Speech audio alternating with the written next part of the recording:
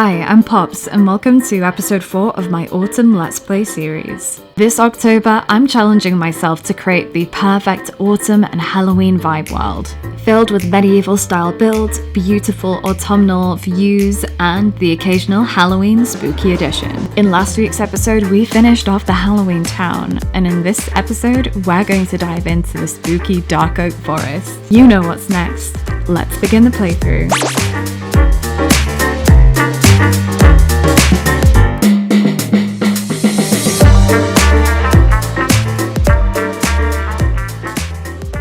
Hello everybody and welcome to the latest episode of my Autumn Halloween Let's Play series. I can't wait to get started on today's builds and share all of my ideas with you, so let's jump right into it.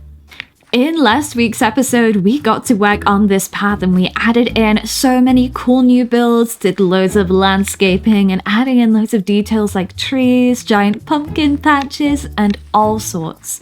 So what we're going to do is head down this part of the hill and make our way down into the birch forest. You can see I've marked out a few spots in concrete where I'd like to add a couple builds, but we're going to ignore those for now and head towards the dark oak forest. With the resource pack I'm using, Autumn Pack, all of the dark oak leaves have this gorgeous ruby red color to them, and I'm really excited to get to work on more spooky and gothic designs. I'm thinking we should get started by building a giant gothic gateway or cemetery entrance. I want something spooky and eerie, and I think something in the gothic architecture style will be fantastic for this spot. So there's only one thing left for us to do now, and that is to get started with the time lapse.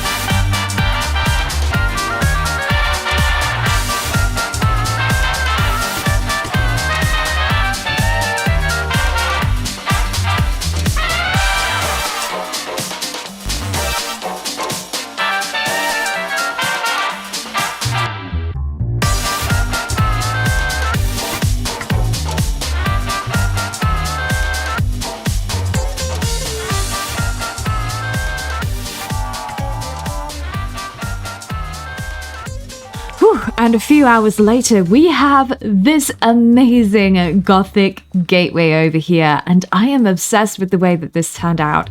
I used a deep slate block palette and used lots of iron bars as well for additional details. For the stained glass windows, I used a mixture of autumnal orange and red, and also added in a bit of this spooky green and purple color palette as well. I used panes for this, so as you walk around, you can actually see the stained glass window move as you walk around, and it creates more of a dynamic effect. For the remainder of the fence and the gate, I used this design over here using deep slate iron bars and some of these light grey candles on top as well to look like the little gothic spike designs, and I love the way that it turned out. Honestly, every time I do a gothic style build, I am obsessed and definitely think I should be adding more to my portfolio. Now that we have this section complete, it's time to get to work on the rest of this birch forest.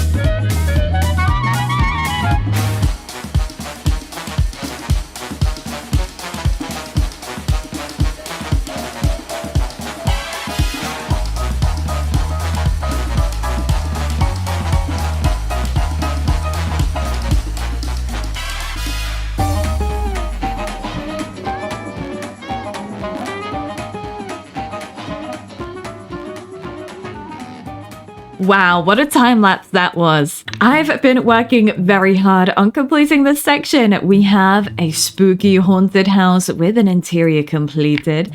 And as we walk along this path, we can see a couple custom trees and a few new features like carts here and there and a lot of different open graves. I have a couple fallen logs, lots of mushrooms, and a few different grave variants over here.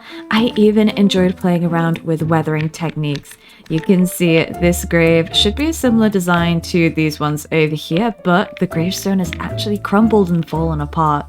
I love how spooky and eerie all of these features are, and the new birch tree designs that I've been experimenting with, and I can't wait to add more of these in the world. So my next step is going to be adding in even more of those custom trees and maybe adding in a couple more builds on this side. I want to do one over here in the area that I've marked out in the concrete, and I think maybe I could do one over there in the distance. Who knows? We'll see what happens.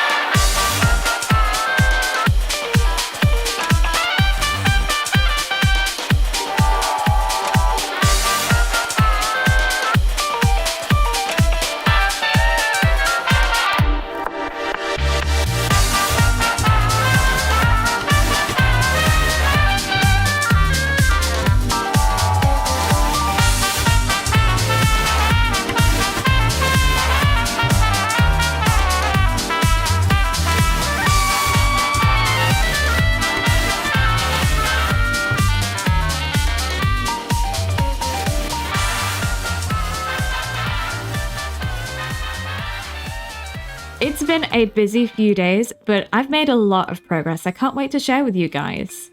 So as we walk along this path over here, you can see our amazing haunted house and another house up there. I've also added in all of these wheat fields and loads of extra decorations.